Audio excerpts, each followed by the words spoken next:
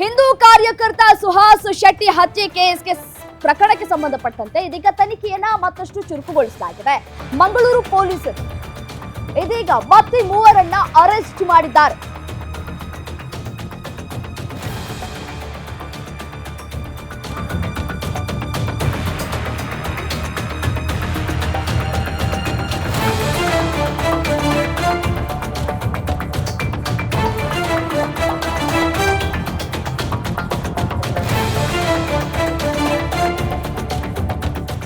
ಮಂಗಳೂರು ಪೊಲೀಸರಿಂದ ಮತ್ತೆ ಮೂವರ ಅರೆಸ್ಟ್ ಮಾಡಲಾಗಿದೆ. ಸುಹಾಸ್ ಹತ್ಯೆ ಪ್ರಕರಣದಲ್ಲಿ ಬಂಧಿತರ ಸಂಖ್ಯೆ ಇದೀಗ 11ಕ್ಕೆ ಏರಿಕೆಯಾಗಿದೆ. ಸುಹಾಸ್ ಹತ್ಯೆ ಆರೋಪಿಗಳ ಭದ್ರತೆಯೇ ಖಾಕಿಗೆ ಚಾಲೆಂಜ್ ಆಗಿತ್ತು.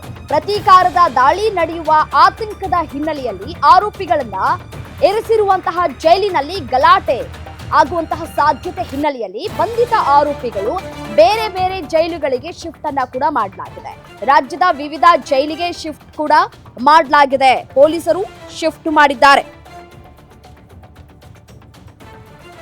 ಸುಹಾಸ್ ಶೆಟ್ಟಿ ಈತನ ಹತ್ಯೆ ಏನಾಗಿತ್ತಲ್ಲ, ಈ ಪ್ರಕರಣಕ್ಕೆ ಸಂಬಂಧಪಟ್ಟಂತೆ ಮತ್ತೆ ಮೂವರನ್ನ ಬಂಧಿಸಲಾಗಿದೆ. ಬಜ್ಪೆ ಪೊಲೀಸರು ಬಂಧಿಸಿದ್ದಾರೆ. ಕೊಲೆ ಪ್ರಕರಣದಲ್ಲಿ ಭಾಗಿಯಾಗಿ ತಲೆಮರೆಸಿಕೊಂಡಿದ್ದಂತಹ ಮೂವರು ಆರೋಪಿಗಳಾದ ಕಳವಾರು ನಿವಾಸಿ ಅಜರುದ್ದೀನ್ ಅಲಿಯಾಸ್ ಅಜರ್, ಬಜ್ಪೆ ನಿವಾಸಿ ಅಬ್ದುಲ್ ಖಾದರ್ ಅಲಿಯಾಸ್ ನೌಫಲ್ ಮತ್ತೆ ವಾಮಂಜೂರು ನಿವಾಸಿ ನೌಷದ್ ಅಲಿಯಾಸ್ ವಾಮಂಜೂರು ನೌಷದ್ ಅಲಿಯಾಸ್ ಚೊಟ್ಟೆ ನೌಷದ್ ಬಂಧಿತ ಆರೋಪಿಗಳಾಗಿದ್ದಾರೆ. ಅಜರುದ್ದೀನ್ ವಿರುದ್ಧ ಈ ಹಿಂದೆ ಪಣಂಬೂರು, ಸೂರತ್ಕಲ್, ಮುಲ್ಕಿ ಪೊಲೀಸ್ ಠಾಣೆಗಳಲ್ಲೂ ಕೂಡ 3 ಕಳವು ಪ್ರಕರಣ ಕೂಡ ದಾಖಲಾಗಿದ್ವು. ಮತ್ತೆ ಈತ ಕೊಲೆಯಾದ ಸುಹಾಸ್ ಶೆಟ್ಟಿಯ ಚಲನವಲನದ ಬಗ್ಗೆ ಮಾಹಿತಿಯನ್ನ ನೀಡಿ ಕೊಲೆಗೆ ಸಹಕರಿಸಿದ್ದ ಅನ್ನೋದು ಗೊತ್ತಾಗ್ತಾ ಇದೆ. ಸೊ ಹಾಗಾಗಿ ಈತನ ಬಂಧನ ಆಗಿದೆ. ಆರೋಪಿ ಅಬ್ದುಲ್ ಖಾದರ್ ಆರೋಪಿಗಳು ಕೊಲೆ ಮಾಡಿ ನಂತರ ಕಾರ್ನಲ್ಲಿ ಪರಾರಿಯಾಗೋದಕ್ಕೆ ಸಹಕಾರವನ್ನ ಮಾಡಿದ್ದ. ಅಂದ್ರೆ ಇನ್ನೋರ್ವ ಆರೋಪಿ ಏನಿದ್ದಾನೆ ನೌಷದ್ ಕೊಲೆಗೆ ಉಳಿದ ಆರೋಪಿಗಳ ಜೊತೆಗೆ ಸಂಚನ್ನ ಕೂಡ ರೂಪಿಸಿದ್ದ ಅನ್ನೋದು ಗೊತ್ತಾಗ್ತಾ ಇದೆ. ಸೊ ಹಾಗಾಗಿ ಈತನ ವಿರುದ್ಧ ಕೂಡ ಈ ಹಿಂದೆ ಸೂರತ್ಕಲ್, ಬಜ್ಪೆ, ಮೂಡಬಿದ್ರಿ, ಮಂಗಳೂರು ಉತ್ತರ, ಬಂಟ್ವಾಳ ಗ್ರಾಮಾಂತರ ಪೊಲೀಸ್ ಠಾಣೆಗಳಲ್ಲಿ ಕೊಲೆ ಯತ್ನ ಕೇಸ್ಗೆ ಸಂಬಂಧಪಟ್ಟಂತೆ ಒಂದಷ್ಟು ಪ್ರಕರಣಗಳು ಕೂಡ ದಾಖಲಾಗಿದ್ವು. ಒಟ್ಟು 6 ಪ್ರಕರಣಗಳು ಕೂಡ ದಾಖಲಾಗಿದ್ದಾವೆ ಅನ್ನೋದು ಗೊತ್ತಾಗ್ತಾ ಇದೆ ತನಿಖೆಯ ಸಂದರ್ಭದಲ್ಲಿ. ಆರೋಪಿಗಳ ಪೈಕಿ ಅಜರುದ್ದೀನ್ಗೆ ನ್ಯಾಯಾಂಗ ಬಂಧನವನ್ನ ವಿಧಿಸಲಾಗಿದ್ದು, ಅಬ್ದುಲ್ ಖಾದರ್ ಹಾಗೂ ನೌಷದ್ಗೆ 7 ದಿನಗಳ ಕಾಲ ಪೊಲೀಸ್ ಕಸ್ಟಡಿಗೆ ಕೂಡ ನೀಡಲಾಗಿದೆ. ನೋಡಿ, ಮೇ 1ರಂದು ಬಜ್ಪೆಯ ಕಿನಿಪದುವು ಬಳಿ ಸುಹಾಸ್ ಹತ್ಯೆಯಾಗಿತ್ತು.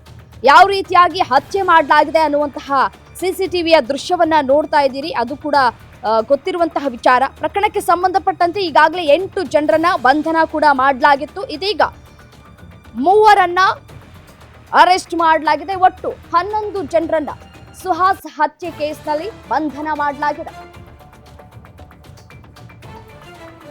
ಡೀಟೇಲ್ಸ್ ಕೊಡ್ತಾ ಹೋಗ್ತಾರೆ ನನ್ನ ಕಲೀಗ ಆದಿತ್ಯ. ಏನು ಆದಿತ್ಯ, ಸುಹಾಸ್ ಶೆಟ್ಟಿ ಪ್ರಕರಣಕ್ಕೆ ಸಂಬಂಧಪಟ್ಟಂತೆ ಈ ಹಿಂದೆ 8 ಜನರನ್ನ ಬಂಧನ ಮಾಡಲಾಗಿತ್ತು. ತನಿಖೆಯನ್ನ ಕೂಡ ನಡೆಸಲಾಗ್ತಾ ಇತ್ತು.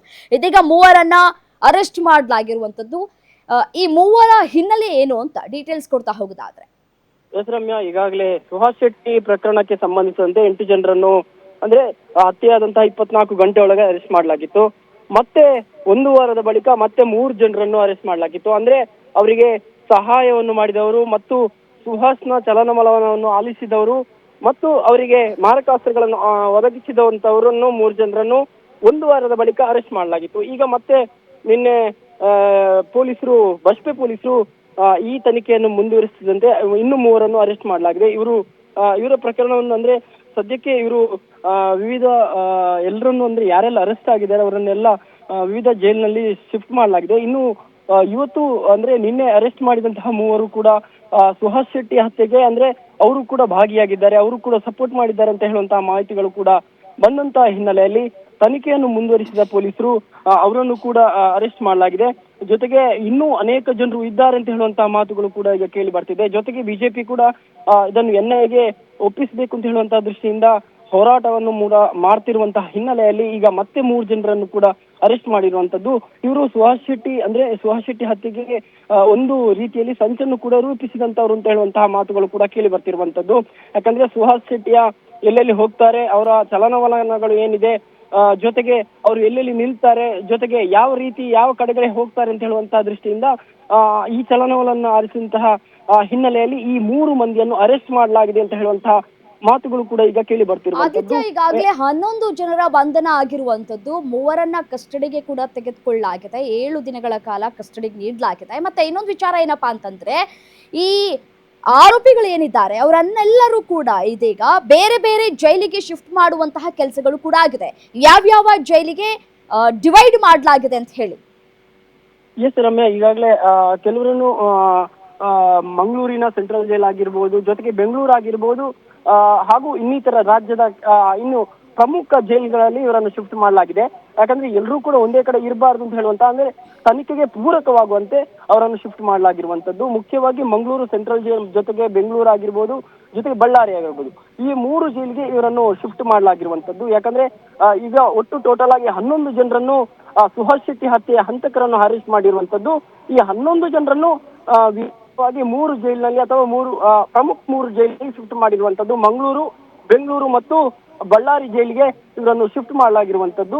ಜೊತೆಗೆ ಈ ಹಂತವಾಗಿ ತನಿಖೆಯನ್ನು ಕೂಡ ಪೊಲೀಸರು ಮುಂದುವರಿಸಿರುವಂತದ್ದು. ರಮ್ಯಾ, ರೈಟ್, ಥ್ಯಾಂಕ್ ಯು ತಮ್ಮೆಲ್ಲ ಮಾಹಿತಿಗಾಗಿ ಆದಿತ್ಯ.